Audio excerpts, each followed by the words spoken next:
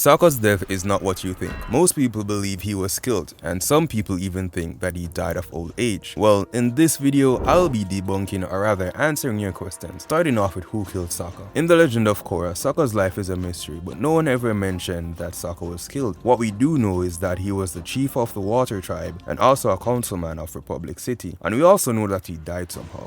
Tenzin mentioned that Sokka helped to face off against the Red Lotus when they tried to capture Korra as a baby, so he died sometime after that event. A popular theory is that Zahir killed Sokka during this rescue mission, and that's why he was locked up in such high security. While this is a cool idea, it makes no sense. Sokka was able to take on a Comet-enhanced Fire Nation soldier as a kid, and given that Sokka would have been in his late to mid 40s, he would have gained a lot of experience and battle IQ over the years, so there's no way a non-bender like Zahir would have been able to take him out. I personally believe Zahir was locked up because of his radical way of thinking and his ideals rather than his skills. But whenever Sokka's death was mentioned, it always seemed like he passed away rather than he was killed. I have to leave. I have to find my own path as the Avatar. I know you do. Aang's time has passed. My brother and many of my friends are gone. It's time for you and your generation to take on the responsibility of keeping peace and balance in the world. Especially in season 3 when Zahir was introduced. If they had known he killed Sokka, I believe everyone would have been more hostile towards Zahir and his gang, especially Katara, Kaya and Tenzin. So I don't believe Sokka was killed. He probably died of old age or of natural causes. But another theory that the Avatars made was that Unalaq killed Sokka and made it look like a heart attack after Sokka discovered his involvement in the Red Lotus. And this is probably the most sensible theory I've seen because it would explain why no one seems infuriated by the fact that Sokka was so-called killed. You can check the comic out over on his channel and let me know what you guys think. Is bone bending possible? My answer to that is no. I might get flamed in the comments for this because a lot of people think it's possible. And their reasoning is that calcium is in the earth and it's also in your bones. So bending the calcium in your bone would make bone bending possible. But let's look into the logic of it all, guys. A quick Google search reveals that calcium is actually an element on the periodic chart, and calcite and dolomite are the minerals that are found in rocks. The research I did never revealed that any of these elements are in the bone, and keep in mind, subbending occurs when a bender is able to manipulate the respective element within a particular substance. For example, waterbenders manipulating the water that is located in the blood to cause blood bending, and earthbenders manipulating the earth that is in iron to cause metal bend. So, for bone bending to be possible, raw pure earth would need to be located in the bone for an earthbender to be able to manipulate the bone. And if you're gonna say bone bending is possible because calcite is located in the bone, then by that logic, a waterbender should be able to manipulate air since oxygen is in water and it's also in air. You understand what I mean? It makes no sense.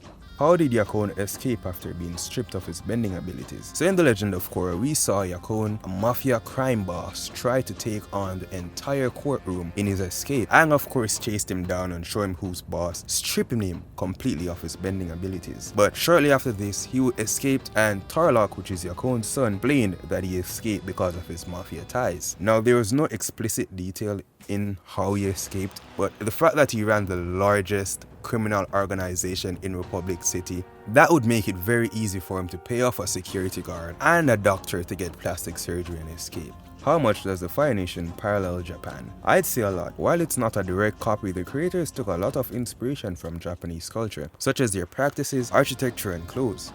The Fire Nation was specifically tailored from Japan during the Meiji Restoration, because Japan had a lot of army power during that time. I explained it more in this video though, so you can check it out after this. Avatar Ken noticed an enormous inconsistency with the Avatar universe. Apparently there were 3 monarchs within a 100-year time span, but Azulan only served 23 years. This one was a doozy because I searched on the Avatar wiki and it said that he served as a Fire Lord for 75 years. This would make sense, but this clip from the original show changes everything, and it explicitly states that Azulan only served 23 years. Azulan, Fire Lord to our nation for 23 years.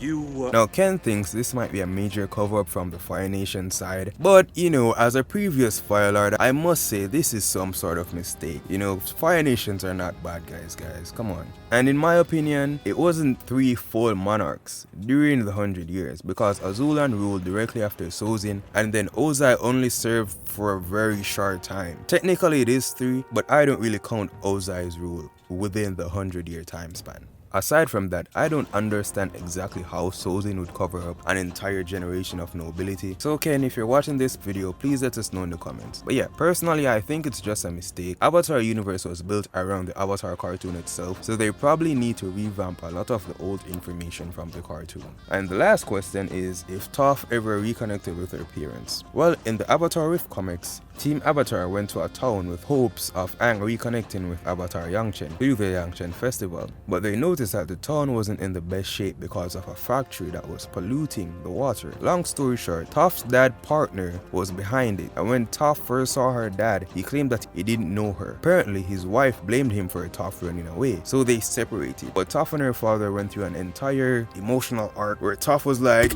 "Oh dad, you never understood me, it was never phased," type shit. And then they were both trapped underground and her father said he loved her. A very touching moment. I mean, touching enough to make a grown man cry. But you know, not this grown man. So yeah, Toph and her dad made up, but I'm not sure what's the situation with the mom though. And with that, that's the end of the video. If you guys liked it, please ensure that you leave a comment and leave a like and subscribe. And also click this video here.